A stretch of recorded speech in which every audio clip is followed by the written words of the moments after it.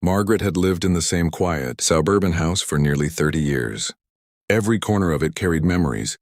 The hallway still displayed family photographs from birthdays, graduations, and Christmas mornings.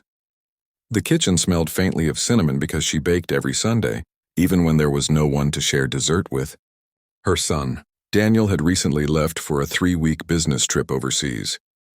Before leaving, he insisted his mother stay with him instead of living alone. Margaret agreed, partly because she missed spending time with him, and partly because the large house felt comforting. Since Daniel was away, Margaret decided it would be the perfect opportunity to hire a professional cleaner. The house was spotless by most standards, but years of collecting books, old furniture, and storage boxes meant there were places neither she nor Daniel had touched in ages. She hired a local woman named Emily, who came highly recommended by neighbors. Emily was cheerful, hard-working, and respectful.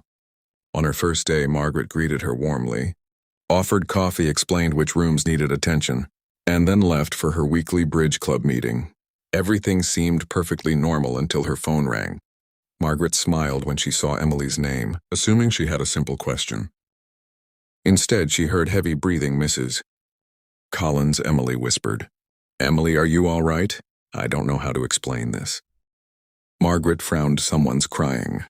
Silence filled the line. "What do you mean? I've checked every room upstairs. It's coming from somewhere inside the house. I thought maybe a television was on, but it isn't." Margaret felt a chill spread through her body. Daniel's house sat alone on a quiet street. No children lived nearby. "Stay outside," Margaret said immediately. "I'll be there in 10 minutes. Emily didn't argue when Margaret arrived. She found Emily standing on the front lawn, pale and shaking. "I wasn't imagining it." Emily insisted. It sounded like a little girl crying. Together they stepped inside. The house was completely silent. They searched every room. Nothing. No open windows, no television, no radio. Margaret almost apologized for overreacting. Then a faint sob echoed through the hallway. Both women froze there, Emily whispered. This time Margaret heard it too. It wasn't loud, just soft. Heartbreaking crying. The sound seemed to come from somewhere below them. "The basement," Margaret said. Daniel rarely used the basement except for storage. They slowly walked downstairs. Old furniture stood beneath white sheets. Shelves overflowed with dusty boxes. Again the crying, but now it sounded closer. Emily pointed toward the far wall. Behind several stacked boxes stood an old wooden cabinet Daniel had inherited from Margaret's late husband. The crying stopped. Margaret opened the cabinet. Nothing, just old blankets, family albums, Christmas decorations. Then she noticed something unusual. A narrow wooden panel behind the cabinet looked newer than the surrounding wall. She touched it. It shifted.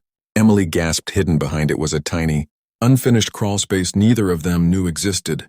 Margaret grabbed a flashlight. Inside sat dozens of forgotten storage containers. As she climbed farther in, she noticed something wrapped carefully in a faded blue blanket. It wasn't a child, it was an old battery-powered baby monitor. The tiny speaker crackled, then another faint cry. Emily looked confused. Margaret picked it up. "It still has batteries." She turned it over. Someone had replaced them recently. Now both women exchanged worried glances. Who had been here? The monitor suddenly picked up another sound. A woman's voice, quote, ... "Can you hear me?" The voice was distorted. Margaret nearly dropped the device. The signal faded, then disappeared. They searched every inch of the crawl space. Nothing else. No signs anyone had recently entered. Margaret immediately called Daniel. When he answered, she explained everything. To her surprise, he became unusually quiet. Finally, he sighed. "Mom, there's something I never told you." Margaret's stomach tightened. Years earlier, after renovating the basement, Daniel had discovered the hidden crawlspace. Inside, he'd found an old baby monitor connected to another unit buried in the neighboring abandoned property. The previous owner had been an elderly woman who lost her granddaughter decades before. After her death, workers discovered she'd suffered from dementia and spent years speaking into the baby monitor, believing her granddaughter could still hear her. Daniel had disconnected everything and assumed the equipment no longer worked. "I thought I threw it away," he admitted. Margaret stared at the monitor in disbelief. "But someone changed the batteries." Daniel fell silent again. "I didn't." The mystery deepened. The following morning, Margaret contacted the home's previous owners. Surviving relatives, one grandson agreed to visit. The moment he saw the monitor, tears filled his eyes. My grandmother recorded messages what she couldn't accept. Losing my cousin every birthday. Every Christmas, she'd speak into this monitor as though she were still alive. He explained that years before, he secretly replaced the batteries every few months because he couldn't bear throwing away the last connection to his grandmother's memories. I never meant to scare anyone, he said quietly. I just wanted her voice to keep existing. Margaret's eyes filled with tears. The crying Emily heard wasn't supernatural at all. The monitor had accidentally activated one of the grandmother's old recordings along with her comforting words. Came recordings of the little girls crying from decades earlier, captured during ordinary family moments before tragedy changed everything. Instead of anger, Margaret felt compassion. She carefully handed the monitor back to the grandson. You should keep this. He nodded gratefully. Weeks later, Daniel returned home. Together, they cleared the basement, donated unused furniture, and transformed the forgotten space into a bright family room. One shelf held a framed photograph the grandson later mailed them. It showed the elderly woman smiling beside her granddaughter many years before. On the back was a handwritten note. Thank you for giving our memories a peaceful ending. Emily continued cleaning for Margaret every month. They often laughed about the phone call that had terrified them both.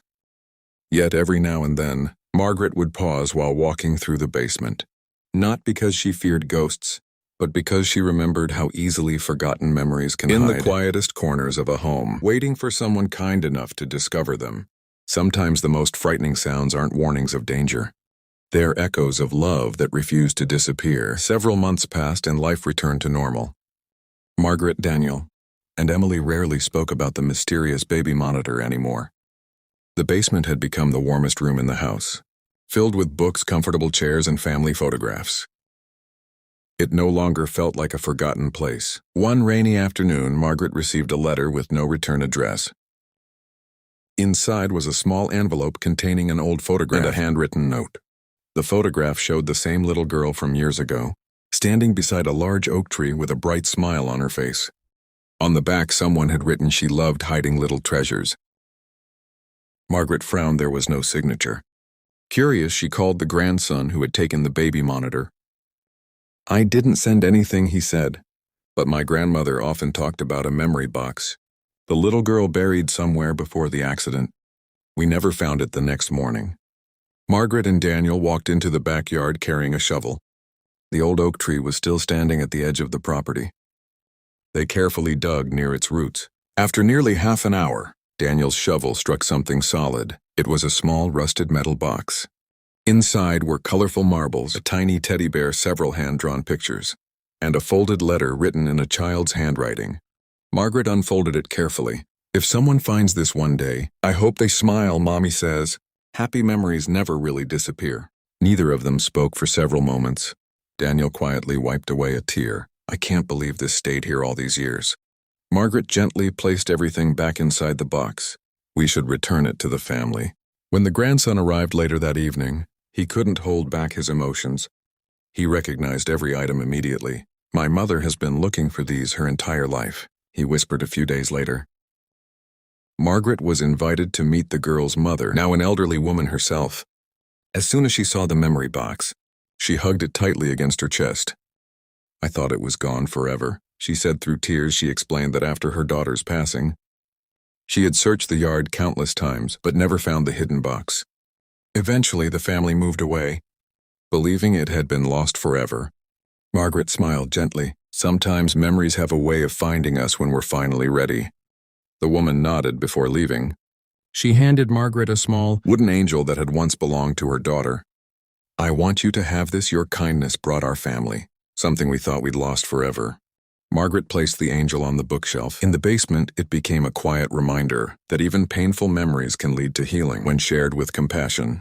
From that day on, Margaret often told visitors that the old house had given her more than shelter. It had taught her that every home holds stories, and sometimes the greatest treasure isn't hidden in walls or under the ground. It's the chance to bring peace to someone else's heart.